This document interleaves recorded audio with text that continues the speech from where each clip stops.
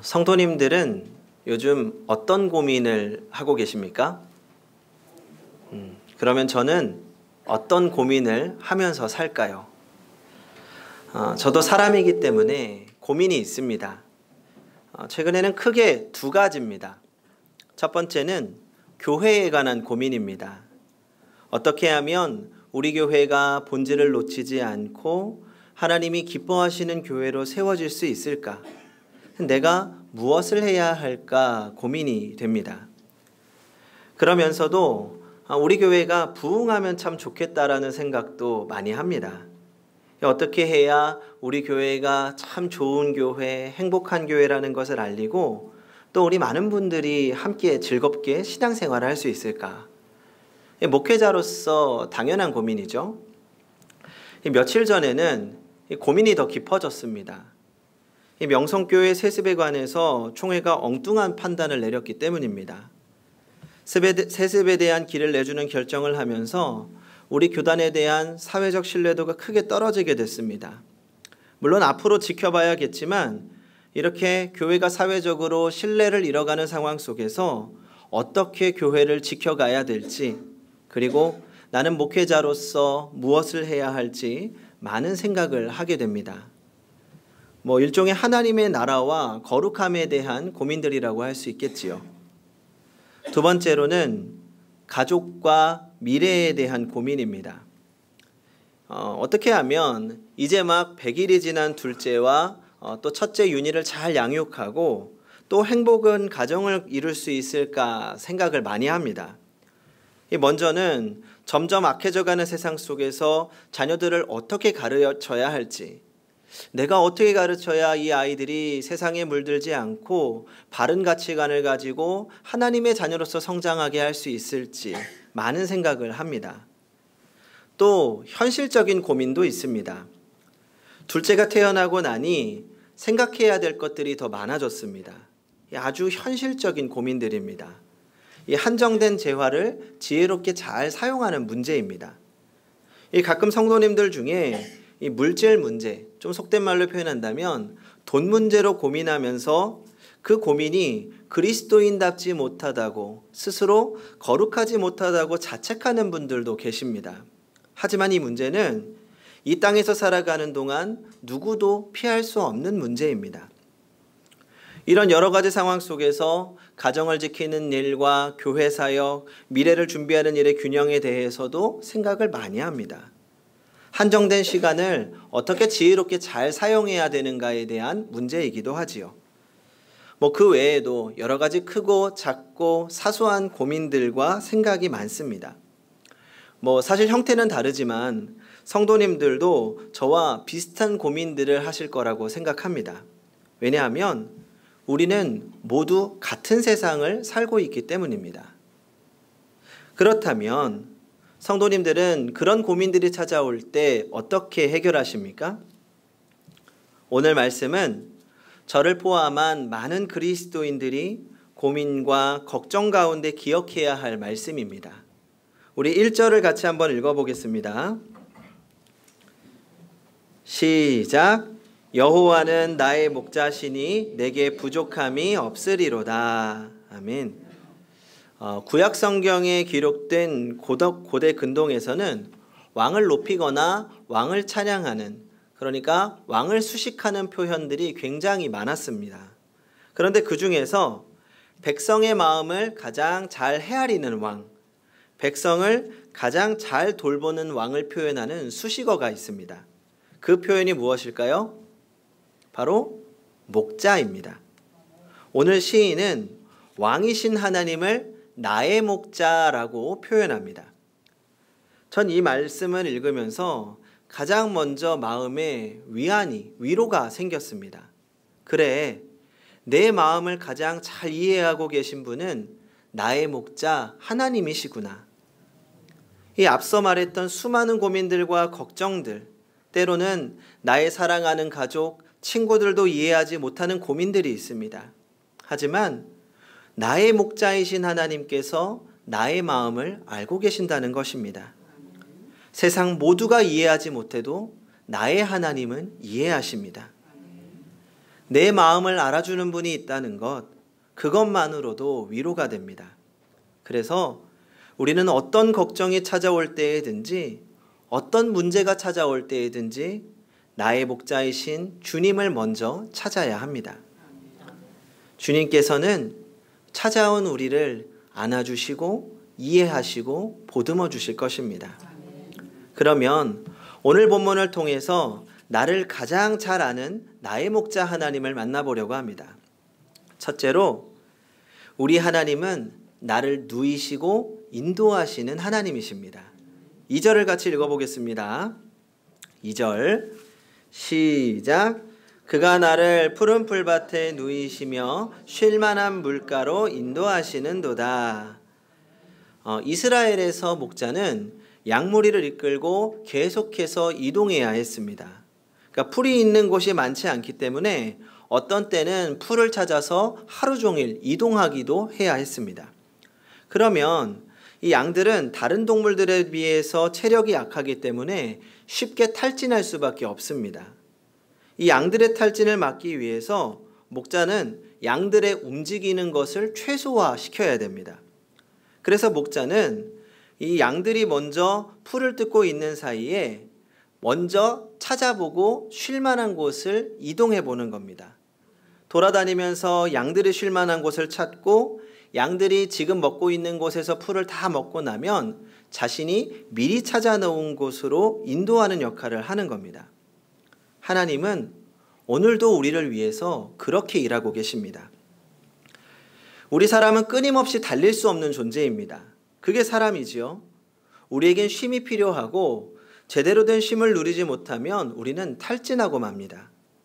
그래서 청소년들에게는 방학이 있고 직장인들에게는 휴가가 있습니다.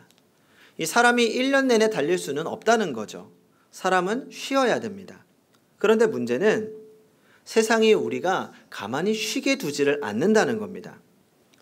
요즘 청소년들은 방학에도 학교를 나가고 학원에서는 밤 11시까지 공부합니다. 쉬는 날은 학원 가는 날입니다. 왜 그렇습니까? 성과를 내야 하는 세상에 살고 있기 때문입니다. 세상은 우리가 조금만 쉬어도 도태될 거라고 늘 협박합니다. 어른이 되면 방학도 없습니다. 일하고 또 일하고 때로는 너무 아파서 집에서 하루만 쉬고 싶은데도 쉴 수가 없습니다. 사랑하는 가족들 때문에 제대로 쉬지도 못하고 다시 직장에 나가서 버텨내야 됩니다. 제가 예전에 장교 시험을 보기 위해서 영어 공부를 하려고 종로의 새벽반 학원을 다닌 적이 있습니다. 아침 6시. 그런데 사람이 그렇게 많더라고요. 자리가 꽉 찼습니다. 대부분 회사원들이었지요. 승진을 위해서 새벽부터 영어 학원에 다니는 겁니다. 현재 대한민국의 현실입니다. 그래서 우리나라에만 있는 용어가 있습니다. 번아웃 증후군. 쉼없이 계속 성과를 내기 위해서 달리다 보니까 완전히 타서 없어져 버리는 증상. 너무 열심히 살다가 완전히 무기력해지는 순간을 말합니다. 그런데 이렇게 쉼을 허락하지 않는 그런 세상에서 우리 하나님은 목자와 같이 우리보다 먼저 앞서가서 탐사하신다고 말씀합니다. 우리를 위해 필요한 것을 예비하시고 우리를 쉴 만한 곳으로 이끄시는 분입니다. 나의 먹을거리가 다 떨어져 걱정해가는 가운데 주님은 우리가 새롭게 먹을거리를 찾아다니시는 하나님이십니다.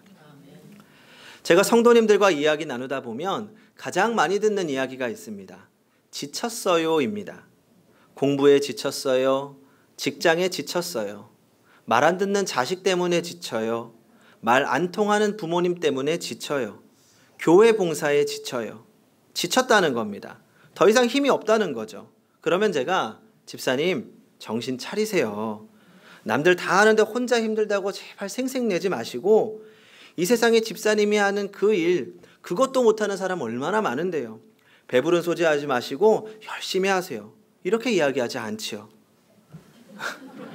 들어보신 적 없잖아요. 미소를 띄우고 힘드시죠? 아이고 다 압니다. 힘드시죠? 이해합니다. 그렇게 말하는 겁니다. 상담은 이해하고 공감하는 데서 시작합니다. 하지만 단순하게 거기서 끝난다면 저는 일반적인 상담과에 불과합니다. 저는 목사이기 때문에 바른 길은 말씀드려야 됩니다. 그래서 제가 그렇게 이야기를 다 듣고 이해하고 마지막에 꼭 드리는 이야기가 있습니다.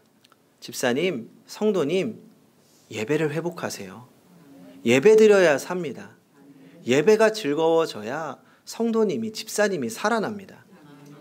왜냐하면 우리는 예배를 통해 하나님을 만나기 때문입니다. 예배야말로 하나님께서 예비하신 가장 쉴만한 곳입니다. 예배는 하나님을 만나는 자리입니다. 예배를 통해 나의 영혼이 회복될 것을 믿으시기 바랍니다. 예배만이 살 길입니다. 예배를 통해 하나님께 맡기고 하나님께 전부 드리고 하나님의 안아주시는 은혜를 누리시기 바랍니다. 두 번째로 우리 하나님은 나를 소생시키시고 의의 길로 인도하시는 하나님입니다. 우리 3절을 같이 읽어보겠습니다. 3절 시작. 내 영혼을 소생시키시고 자기 이름을 위하여 의의 길로 인도하시는도다. 우리는 날마다 바른 길로 살 수 없는 존재입니다. 의의 길로 걸어갈 수 없는 존재입니다. 매일 엉뚱한 길로 가는 게 우리 아닙니까? 그런 우리를 생명의 길, 의의 길로 인도하시는 하나님을 만나야 됩니다. 우리는 하나님 앞에서 늘 변명합니다. 매일 똑같은 잘못을 반복하고 또 반복하고 그럴 때마다 하나님께 이렇게 변명하죠. 하나님, 제가 악한 게 아니라 약해서 그래요. 하나님, 제가 약한 거 아시잖아요. 하나님, 제가 술자리 약한 거 아시죠? 하나님, 제가 물질에 약한 거 아시죠? 하나님, 저 관계에 약한 거 아시죠? 우리가 약해서 그렇습니다. 우리가 약해서 똑같은 실수에 날마다 무너지는 겁니다. 그런데 약하다고 그것을 당연하게 여겨서는 안 됩니다. 약함을 방치하면 약함이 악함이 된다는 것을 기억하십시오. 우리 안에는 돌이키기 싫어하는 죄의 자리에 그대로 머물고 싶어하는 악한 습성이 있다는 것을 인정해야 됩니다. 한 TV 프로그램에서 어느 동물보호단체 이야기를 담고 있었습니다. 그 영상에서 이 야생노루 한 마리가 올가미에 걸렸습니다. 그 동물이 좋아하는 이 달콤한 먹이에 정신이 빼앗겨서 이 올무에 걸린 겁니다. 그리고 나서는 이제 벗어나려고 몸부림을 치는 거죠. 그런데 몸부림칠수록 올가미는 더 조여옵니다. 그 모습이 얼마나 안타깝고 처절한지 불쌍해 보입니다. 그런데 이것이 우리의 모습 같기도 합니다. 사탄의 유혹에 넘어가서 영적으로 탈선합니다. 그리고 내 힘으로 벗어날 수 있다고 몸부림을 치는데 결국은 빠져나오지 못하고 결국 탈진해서 죽어가는 그 노루의 모습이 우리의 모습처럼 느껴집니다. 성도 여러분, 영적으로 탈선하면 탈진합니다. 말씀이 안 들리고 어떤 찬양을 들어도 감동이 생기지 않고 영적으로 지쳐버리는 겁니다. 이제 노루를 발견한 보호단체가 노루를 구해주려고 했습니다. 노루가 겁을 먹고 도움을 거부하는 겁니다. 노루 입장에서는 당연히 환영해야 될 일이지요. 나를 도우려는 그 손길을 받아들이는 것이 당연합니다. 그런데 무서워서 혹은 지금 자신에게 해가 될까봐 거절하는 겁니다.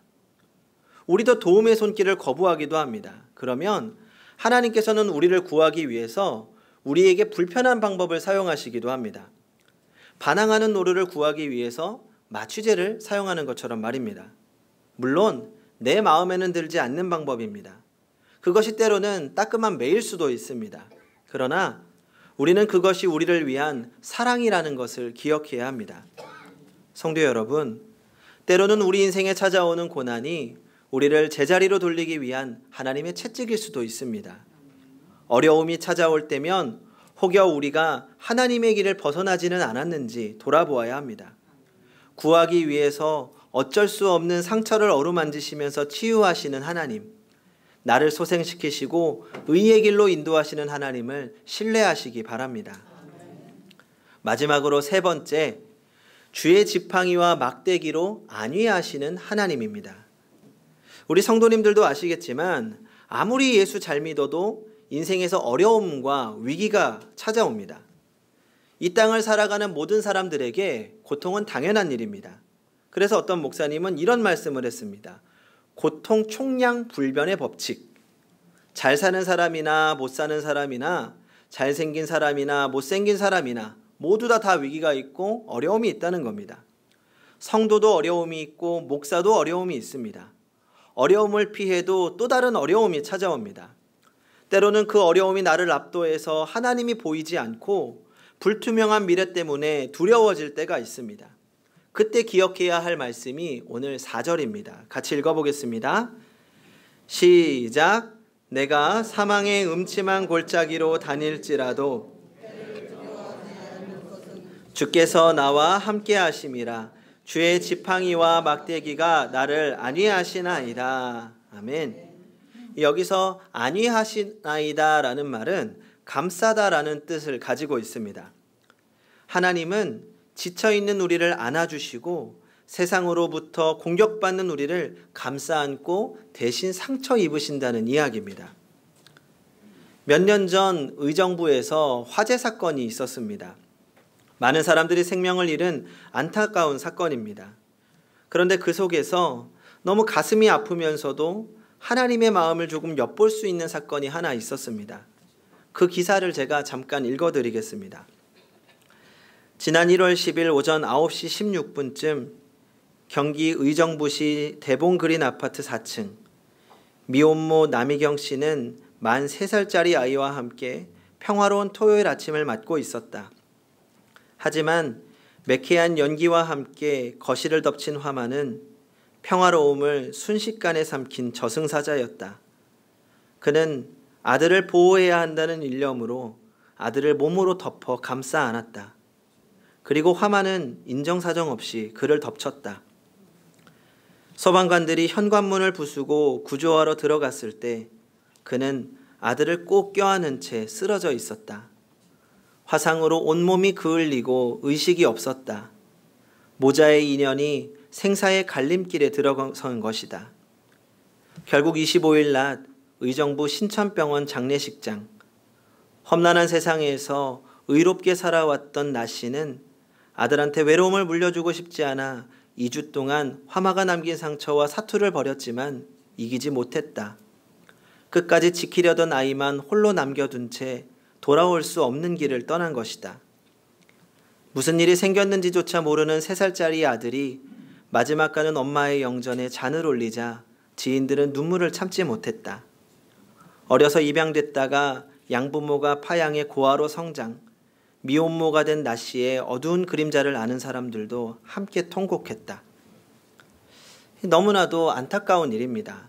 그런데 그렇게 어려운 환경을 거치며 살아온 남희경 씨는 그 화마가 닥치는 상황 속에서도 자신의 사랑하는 자녀들을 지키기 위해 온몸으로 필사적으로 막았습니다. 그게 부모의 사랑 아닙니까? 그리고 바로 우리를 감싸 안으시는 하나님의 사랑입니다.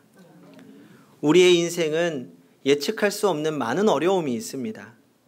그 속에서 우리는 우리의 욕심과 연약함 때문에 수많은 잘못을 반복합니다. 그때마다 하나님은 우리를 감싸 안으시고 위로하시고 대신 상처받으십니다. 하나님은 그 사랑을 십자가로 증명하셨습니다. 나를 위해 죽으신 그 사랑으로 오늘도 우리를 감싸 안아주십니다. 이것을 믿는 사람이 그리스도인입니다. 시편 23편은 바로 그 하나님의 사랑을 믿고 신뢰하는 사람의 고백입니다. 나를 누이시고 인도하시는 하나님, 나를 소생시키시고 의의 길로 인도하시는 하나님, 지팡이와 막대기로 나를 감싸 안으시는 하나님, 그 하나님을 만난 사람이 할 수 있는 고백입니다. 5절과 6절을 같이 한번 읽어보겠습니다. 시작. 주께서 내 원수의 목전에서 내게 상을 차려주시고 기름을 내 머리에 부으셨으니 내 잔이 넘치나이다. 내 평생의 선하심과 인자하심이 반드시 나를 따르리니 내가 여호와의 집에 영원히 살리로다. 아멘. 성도 여러분, 이 고백이 우리의 고백이 되기를 원합니다. 하나님 한 분 때문에 내 잔이 넘치나이다. 다른 그 무엇이 아니라 나의 목자 되시는 하나님 한 분으로 나는 만족합니다. 그래서 내 평생에 하나님만 따르겠습니다. 이 고백의 주인공이 되는 성도님들이 되시기 바랍니다. 기도하겠습니다. 언제나 우리를 누이시고 푸른 초장으로 인도하시는 하나님, 오늘도 우리 주님의 자녀들이 예배를 통하여 쉼을 얻고 새 힘을 얻게 하시니 감사드립니다. 삶의 무게가 우리를 짓누를 때에도 예배 가운데 주님의 품을 느끼며 회복하게 하여 주시옵소서. 또한 우리를 소생시키시고 의의 길로 인도하시는 하나님, 우리가 주님을 벗어나 혹여 잘못된 길로 갈 때에라도 우리를 붙잡아 주시고 포기하지 말아 주시옵소서. 고난 가운데 주님의 뜻을 보게 하시고 의의 길로 가게 하여 주시옵소서. 또한 우리를 안위하시는 하나님, 오늘도 감싸 안아 주시고 보호하여 주시니 감사합니다.